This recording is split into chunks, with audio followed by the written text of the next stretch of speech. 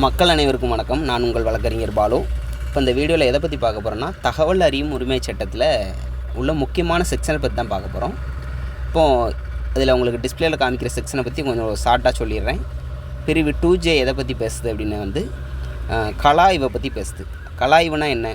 அதாவது அரசு சார்ந்த அலுவலகங்கள், BDO office, VO office, tahsildar office, panchayat, அப்புறம் ரிட்டன் எஸ்பி ஆஃபீஸு, கலெக்டர் ஆஃபீஸ் உட்பட அனைத்து அலுவலகங்களும் அங்கே பராமரிக்கப்படக்கூடிய ஆவணங்கள், எல்லா ஆவணங்களுமே பொது ஆவணங்கள் தான். இந்த பொது ஆவணங்களை இந்திய குடிமகனாக இருக்கக்கூடிய யாராக இருந்தாலும் இந்த செக்ஷனின் அடிப்படையில் 2Jயின் அடிப்படையில் கலாய்வு செய்ய வேண்டும்னு ஒரு மனு தாக்கல் செய்தீங்கன்னா அவங்க ஒரு பர்டிகுலராக ஒரு டேட் சொல்லி இந்த மாதிரி ஒரு பதில் கொடுப்பாங்க. இந்த டேயில் அதாவது இந்த தேதியில் இந்த அலுவலகத்தை நீங்கள் கலாய்வு செய்யலான்னு சொல்லி கொடுப்பாங்க.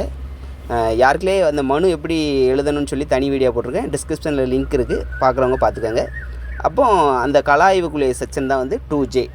அந்த கலாய்வின் போது உங்களுக்கு தேவையான ஆவணங்களை நகல் எடுத்துக்கலாம், உரிய கட்டணம் செலுத்தி. அரசு நிர்ணயித்த கட்டணம் ஒரு நகலுக்கு ஒரு 2 ரூபாய் ஏதோ இருக்குது, அதை நீங்கள் செலுத்தி வாங்கிக்கலாம். அதுக்கப்புறம் 6(1) அது என்ன பற்றி சொல்லுதுன்னா, நம்ம ஆர்டிஐ மனு தாக்கல் செய்யும் போது, அதாவது இந்த 2Jக்கு நீங்கள் கலாய்வு போகணுன்னாலும் ஒரு மனு தாக்கல் செய்யணும், அதுக்கு பதில் வரணும் இல்லைங்களா? தகவல் உரிமை சட்டத்தையே மனு எழுதும் போது இது ஒன்று தான் பிரதானமான செக்ஷன். 6(1) இதில் தான் எந்த ஒரு தகவலை கோருறதுக்கும் மனு தாக்கல் செய்யக்கூடிய செக்ஷன் இதுதான். அதாவது தகவல் உரிமை சட்டம் 2005 பிரிவு 6(1) படி கோரப்படும் மனுன்னு போட்டு தான் அந்த மனுவே எழுதணும், அதுக்குரிய செக்ஷன் அது. அப்புறம் அந்த 7(1) என்ன சொல்லுதுன்னா, நீங்கள் மனு தாக்கல் பண்ணுறீங்க அப்படின்னா மனுதாரருக்கு 30 நாட்களுக்குள்ளே தகவல் வழங்க வேண்டும்னு இந்த 7(1) சொல்லுது. அதுபோக 7(5) என்ன சொல்லுதுன்னா, வறுமை கோட்டிற்கு கீழ் உள்ளவர்களுக்கு 10 ரூபாய்க்கு ஸ்டாம்போ இல்லை வேறு ஏதாவது அந்த நீதிமன்ற இல்லை வேறு ஏதாவது இந்த டிடியோ ஏதோ ஒன்று எடுத்து அந்த ஆர்டிஐயில் ஃபைல் பண்ணுறதுக்கு அது செலுத்துவீங்க இல்லைங்களா, அதிலிருந்து விலக்கு அளிக்கப்பட்டிருக்கு. நீங்கள் அந்த 10 ரூபாய் செலுத்த தேவையில்லை. மேலும் நீங்கள் கோருகின்ற தகவல்களுக்கு உரிய கட்டணம் செலுத்த வேண்டியது, நகலுக்கு இவ்வளவு அப்படின்ட்டு அந்த கட்டணம் செலுத்த தேவையில்லை. ஆனால் அதற்கு சான்றிதழ் அவசியம். எதுக்கு? வறுமை கோட்டிற்கு கீழே தான் நான் இருக்கிறேன்னு சொல்லி சான்றிதழ் அவசியம். அதை நீங்கள் அட்டாச் பண்ணி அனுப்பணும், ஒரு சான்றிதழுடைய ஜெராக்ஸை. அதுக்கு அப்புறம் 7(6) செக்ஷன் அது மனுதாரருக்கு 30 நாட்களுக்கு தகவல் வழங்கவில்லை என்றாலோ அல்லது தவறான தகவல்களை வழங்கினாலோ மேல்முறையீட்டில் நீங்கள் இந்த மாதிரி எனக்கு தகவல் தரலை, இல்லை தவறான தகவல் தந்துட்டாங்க சொல்லி அந்த தகவல்கள் நீங்கள் என்ன தகவல் கேட்டீங்களோ அதை இலவசமாக பெற்றுக்கொள்ளலாம். அதுக்கு எவ்வித கட்டணமும் கட்ட தேவையில்லை. அதான் செக்ஷன் 7 உட்பிரிவு 6 சொல்லுது. அப்புறம் செக்ஷன் 8, 9 ஒரு சில இது சொல்லுது. அதாவது இந்த மாதிரி எந்தெந்த தகவல்களை எந்தெந்த அலுவலகத்துக்கு கோரலைன்னா, எல்லாருமே மெஜாரிட்டி இன்றைக்கி தகவல் அறிவு உரிமை சட்டத்தில் கோரக்கூடிய தகவல் அத்தனையுமே அடிப்படை உரிமை சார்ந்த பிரச்சனை தான். 90க்கும் அதிகமாக இருக்குது, 90% அதிகமாக.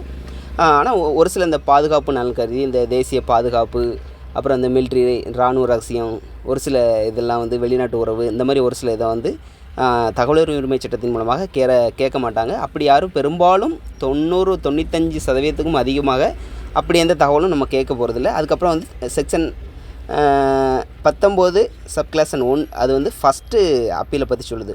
30 நாளுக்குள்ளே தகவல் வரல, இல்லாட்டி ஏதாவது தகவல் சரியான தகவல் வரலன்னா ஃபஸ்ட்டு அப்பீலுக்கு போவீங்கள, அந்த அப்பீல் இந்த மாதிரி இப்போ ஃபார் எக்ஸாம்பிள் வட்டாட்சியருக்கு இது பண்ணியிருக்கீங்கன்னா அதுக்கு ஹையர் அத்தாரிட்டி, அதுக்கு இந்த மாதிரி இந்த அலுவலகத்தில் இந்த டேட்டில் நான் மனு செஞ்சுருந்தேன், அதுக்கு இந்த மாதிரி கால அளவில் எனக்கு தகவல் வரல, அதனால் தகவல் கொடுக்க நடவடிக்கை எடுக்கும்படி கேட்டுக்கொள்கிறேன்னு ஃபஸ்ட்டு வச்சுருந்த அந்த ஆர்டிஐ அனுப்பிச்சி விட்ருப்பீங்கள்ல, அதோடைய ஜெராக்ஸ் நகல் கையில் இருக்கும் இல்லையா, அதை அட்டாச் பண்ணி ஃபஸ்ட்டு அப்பீலுக்கு இந்த பிரிவு 19(1) இருக்குது. 19(3) என்ன சொல்லுதுன்னா, செகண்ட் அப்பீல். அதாவது அங்கேயும் முதல் மேல்முறையீட்லேயும் உங்களுக்கு பதில் வரல அப்படின்னா 2ஆம் மேல்முறையீடு தகவல் ஆணையத்துக்கு நீங்கள் மனு செய்யணும். இப்படி மனு செய்யும்போது இந்த மாதிரி தகவல் வழங்கும்படி அப்படின்னு போட்டு மனு செய்யலாம். இல்லை என்றால் அதோடு சேர்த்து புகார் மனுவும் சேர்த்து அனுப்பலாம். அதாவது தகவல் வழங்காத தகவல் அலுவலர் மீது நடவடிக்கை எடுக்கும், அதாவது ஒழுங்கு நடவடிக்கை எடுக்கும்படியும், மேலும் ஏதேனும் உங்களுக்கு மனுதாரருக்கு இதனால இழப்பீடு எதுவும் இருந்துச்சு அப்படின்னா 19 சப்கிளாஸ் 8 அதில் என்ன இழப்பீடோ அதை மென்ஷன் பண்ணி அதுக்கு உரிய ஆதாரம் இருந்துச்சுன்னா அதை இது பண்ணி நீங்கள் தகவல் ஆணையத்தில் அனுப்பலாம். அது பிரிவு 19(3) சொல்லுது. சொல்லி இந்த மாதிரி ஏதேனும் இழப்பீடு இருந்துற பட்சத்தில் அதை நிரூபிக்கின்ற பட்சத்தில் அவங்க ஏற்றுக்கிட்டு இழப்பீடு கொடுப்பாங்க. அப்படி இல்லாத பட்சத்தில் வந்து உங்களுக்கு கொஞ்சம் தகவல் ஆணையத்துக்கு உங்கள் மனு போனால் அது ஒரு வழக்காக மாறுற பட்சத்தில் கொஞ்சம் சிறிது காலம் ஆகும். ஆனால் கண்டிப்பாக உங்களோட சைடு நியாயம் இருக்க பட்சத்தில் உங்களுக்கு சாதகமான தீர்ப்பு வரும். அதுபோக பிரிவு 20 சப்கிளாஸ் 1 என்ன சொல்லுதுன்னா வந்து பொது தகவல் அலுவலர் வந்து தகவல் கொடுக்காமல் இருந்த ஒவ்வொரு தினத்திற்கும் வந்து 250 ரூபாய் முதல் அதிகபட்சமாக 25,000 வரைக்கும் அவங்க வந்து அபராதம் வந்து செலுத்த வேண்டியிருக்கும். அது வந்து கவர்மெண்ட் செலுத்துவாங்க. மனுதாரருக்கு இழப்பீடுன்னா வந்து நீங்கள் 19 சப்செக்ஷன் 8 அதில் வந்து இழப்பீடு வேணும்னு சொல்லி அது உரிய ஆதாரத்தோடு அனுப்பணும். இதுதான் வந்து தகவல் உரிமை சட்டத்தில் முக்கியமான பிரிவுகள். இதை சார்ந்து தான் அத்தனை மனுக்கள், மேல்முறையீடு எல்லாமே மெஜாரிட்டி இதுக்குள்ளே தான் கவர் ஆகும். மேலும் ஒரு நல்ல வீடியோவில் சந்திப்போம். நன்றி, வணக்கம்.